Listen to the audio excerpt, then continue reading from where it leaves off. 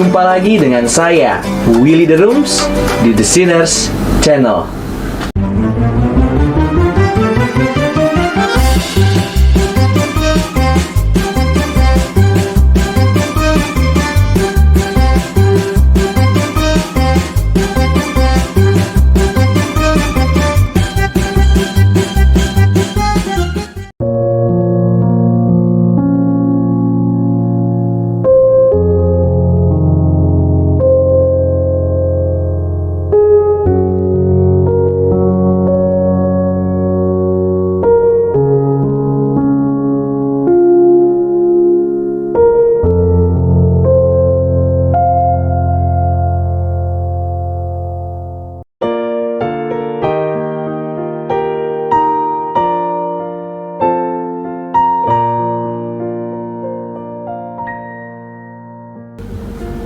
Semua orang Kristen percaya bahwa Allah Bapa yang Maha Kuasa adalah pencipta langit dan bumi.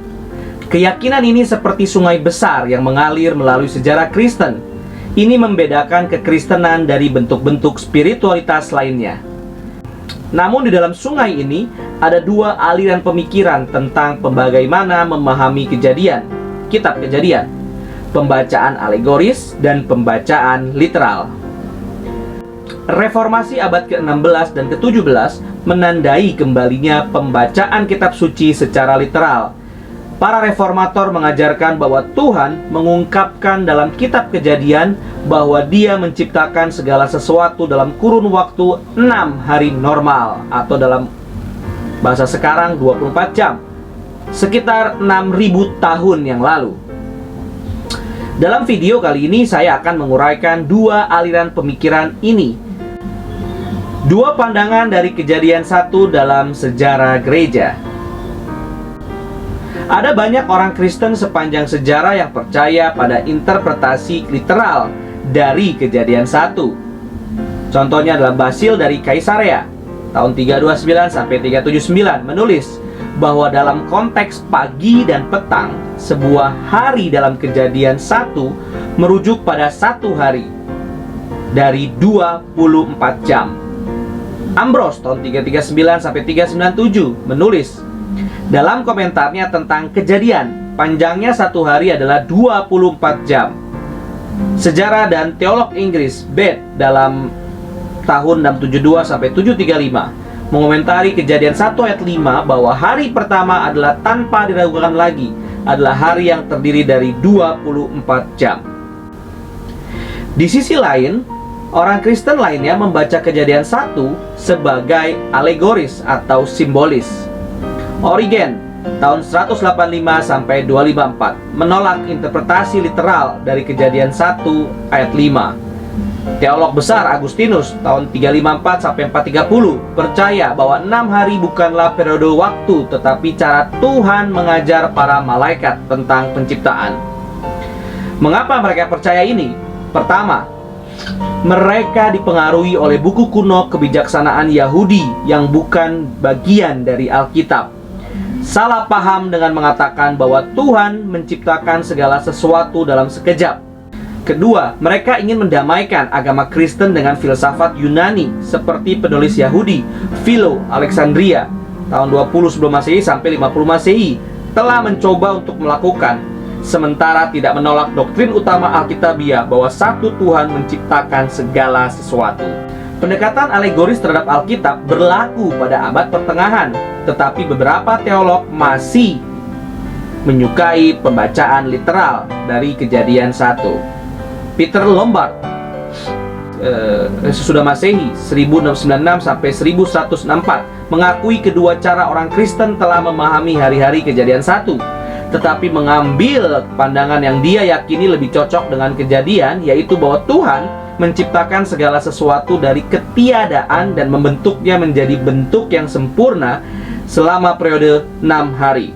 Lombard mengajarkan bahwa hari-hari dalam Kejadian 1 yang ditentukan oleh pagi dan petang harus dipahami sebagai waktu 24 jam. Bonaventura 1221 sampai 1274 Masehi berpendapat bahwa Tuhan menciptakan dalam kurun waktu 6 hari sebuah frasa yang akan muncul kemudian dalam tulisan-tulisan reform. Meskipun mereka menafsirkan Kejadian 1 dengan cara yang berbeda, sebenarnya semua orang Kristen ini masih percaya bahwa bumi baru berusia beberapa ribu tahun.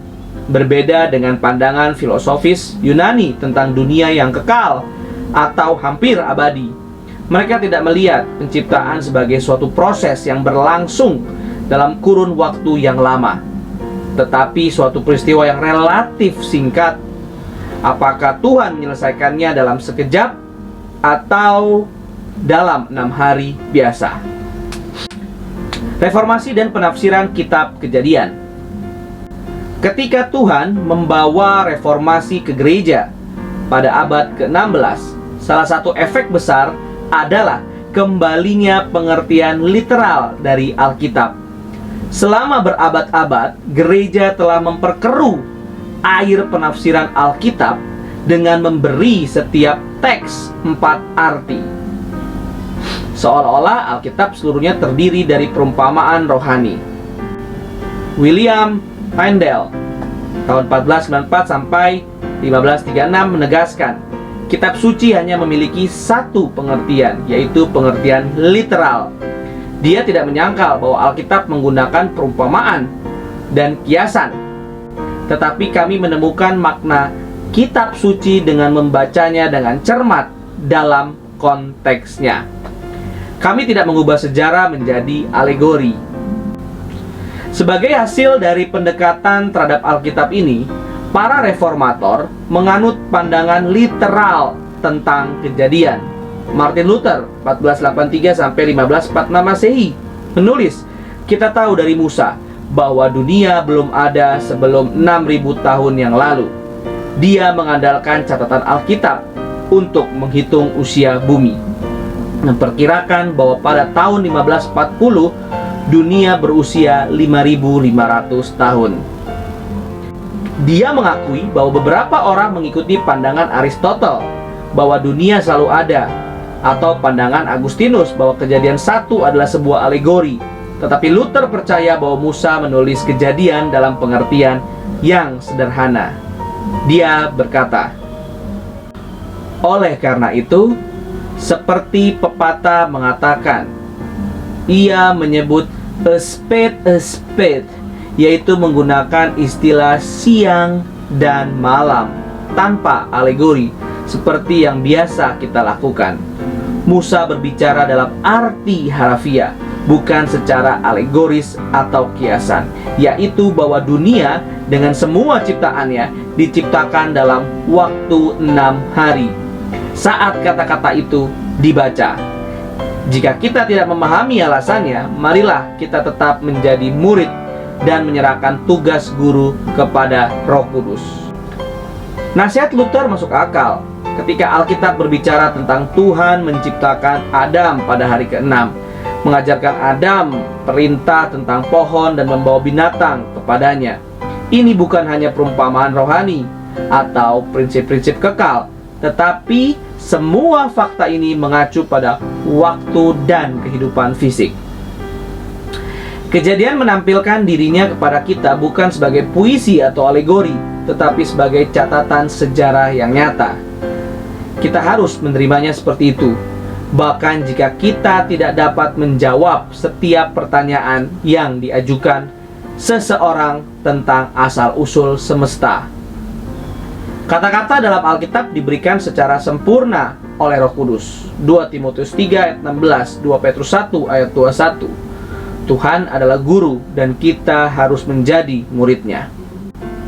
Luther mengerti bahwa dunia akan menganggap Kejadian sebagai dongeng bodoh ketika dia mengomentari penciptaan Adam dalam Kejadian 2. Dia berkata, jika Aristotle mendengar ini, dia akan tertawa terbahak-bahak dan menyimpulkan bahwa meskipun ini bukan benang yang tidak indah, bagaimanapun juga merupakan benang yang paling tidak masuk akal.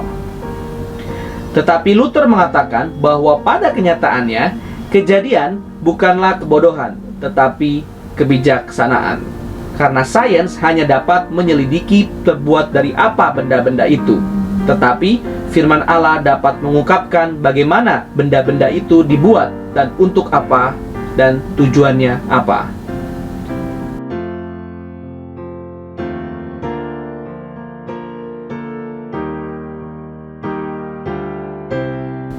Meskipun Tuhan bekerja melalui banyak reformator bersama setelah Luther, tidak ada yang begitu dikenal seperti John Calvin 1509 sampai 1564. Seperti Luther, dia membaca Kejadian sebagai sejarah penciptaan. Ia percaya bahwa lamanya dunia belum mencapai 6.000 tahun. Ia juga menolak kepercayaan Agustinus bahwa penciptaan selesai dalam sekejap penulisan. Musa menceritakan bahwa pekerjaan Tuhan tidak selesai dalam sekejap, tetapi dalam 6 hari. Para reformator tidak naif. Mereka juga menghadapi skeptis ateis.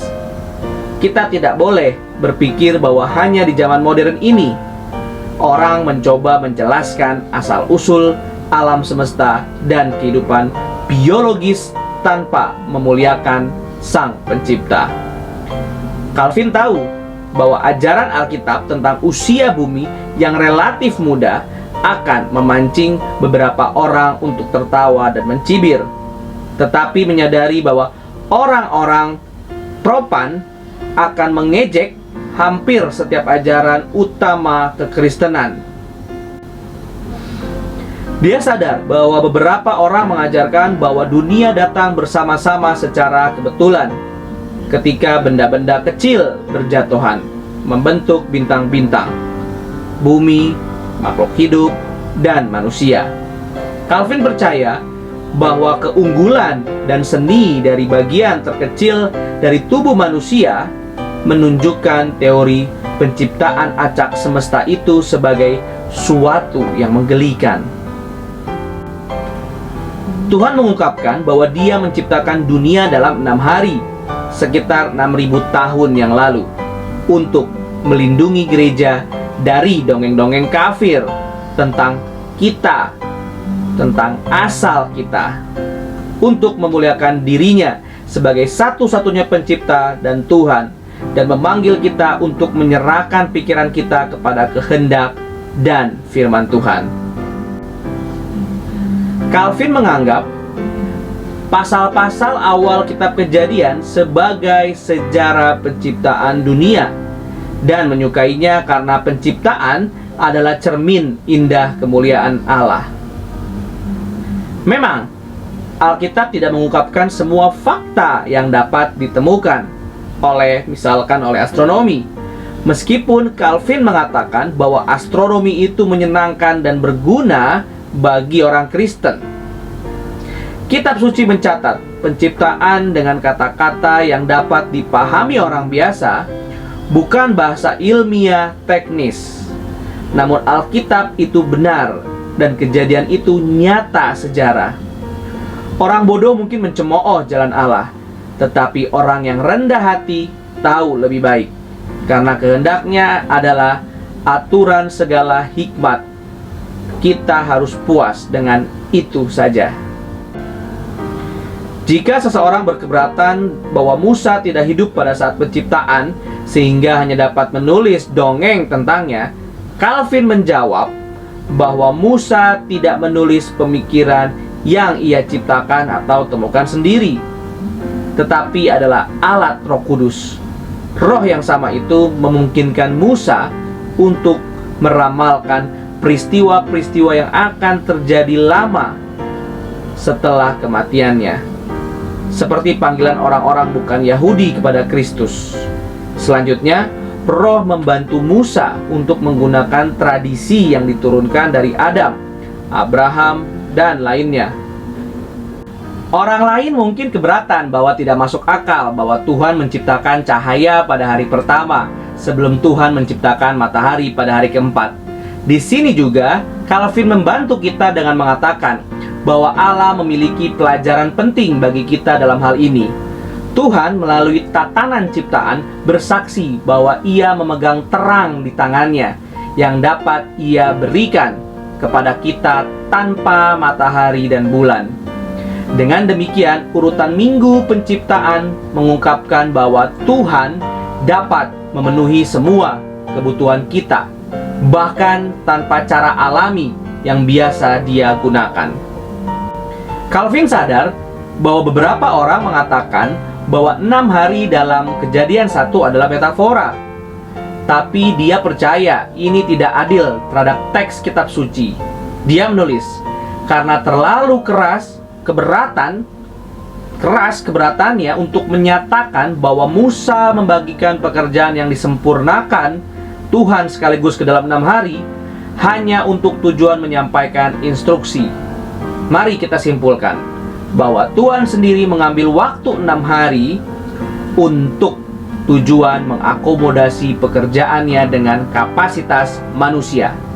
Dia melanjutkan untuk menjelaskan bahwa Tuhan membagi penciptaan dunia menjadi bagian-bagian yang berurutan agar Dia dapat memusatkan perhatian kita dan memaksa kita seolah-olah Dia telah meletakkan tangannya ke atas kita untuk berhenti sejenak dan merenung. Joseph Pippa menulis, komitmen Calvin terhadap 6 hari dan urutan hari sangat kontras dengan teori modern seperti hipotesis kerangka kerja dan pandangan analogis dari Kejadian 1. Dia, Calvin, dengan tegas menekankan urutan 6 hari sebagai menguntungkan manusia dan instruktif tentang karakter Tuhan. Terima kasih. Tuhan Yesus memberkati.